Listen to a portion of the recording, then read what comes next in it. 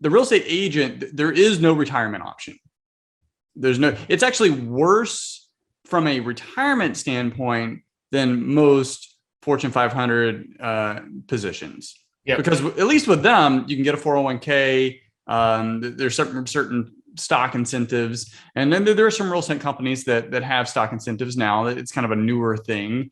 But as far as the typical real estate agent at most real estate brokerages, there is no retirement. They actually must make enough money and then have the discipline to take the net of that money, take a portion of it and go out and invest it somewhere else, whether it's stocks, mutual funds, bonds, notes. And that's so hard to do. That's so hard to do. And like, I'm an investor. I think about this stuff all the time, but like, I know even for myself, like as I make more active income, it's so easy to be like, oh, like I could get a bigger house, a bigger car. Yeah. Well, because you've worked so hard for that active income, yep. You feel like you deserve it. Yep. And you do, but having that discipline to have delayed gratification and say, hey, look, I'm not going to go out and buy the Range Rover. I'm actually going to put it towards a rental property. Yep. And I'm going to suck it up for another couple of years. And then I'm going to do it again. And I'm going to do it again. And I'm going to do it again. I mean, that's ultimately how folks, I mean, you want to take like foreigners and when they come over, they keep that very minimalistic mindset and they work their butts off. They don't spend anything. 30 years go by. They've got multi-million dollars of assets and businesses and all this. And you're like, what?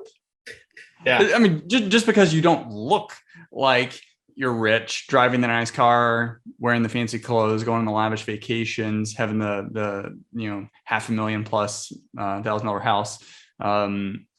It doesn't necessarily mean you're not wealthy. Another good book to recommend is The Millionaire Next Door. It's a great case study and shows you exactly what the average millionaire in America looks like. And it's not the person in the nice house and the nice car. It's actually the blue collar worker that buys used cars and doesn't go on lavish vacations. And they typically have investments in real estate and own their own business. Yeah. There almost hasn't been a guest that I've had on, in the past few years that hasn't said something related to living below your means, in some capacity, in some way. And I think that, it's kind of an understated, I mean, it's a very simplistic thing, but it's kind of understated, like in growing like any sort of business or wealth in general, is like, if you're always spending what you're making, it's hard to kind of grow. Yeah. So again, it's just such a simple thing. And you can redefine living below your means, at least for me, and maybe this isn't for everyone, but my initial thought there is you just don't spend any money and you live like a very unsatisfying life because you're just not spending anything. You're not going on vacations, but it doesn't necessarily mean that. All it means is spending less than you're making. Right. So exactly. you can live below your means, but just going out and making more money. Like if you got $100,000 income right now, you can cut expenses, but there's only so much you can really cut. But there's unlimited amount of money you can make. Yeah. So now you can do both. You just got to figure out what's the easiest path. I mean, for me, I've always figured like it's a lot more easier to make more money. I love expenses. Don't buy stupid stuff. I love that you said that because like, as you're saying that, I'm like, that's kind of like what I did. Like I don't spend lavishly, but at the same time, like I'm not living super frugally. And I've always looked at it like, well, if I have to put in an extra 10 hours a week to be, income above expenses, then that's what I'm going to do. And that's what I chose to do. You could go the other way too. You could just say, hey, like, I'm not going to make more money, but I'm going to cut my expenses. So it's not just as simple, like you're saying, is like, okay, I'm going to cut my expenses and live off of nothing. It can also be like, hey, I'm going to work an extra 10, 15 hours a week and make more money, or form a business or do something to be more effective.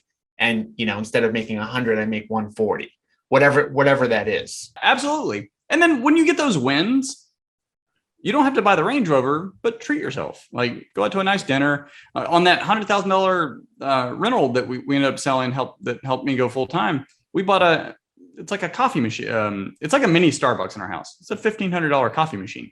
We still have it today. I was never really a coffee drinker before getting this. Love it, love it, love it.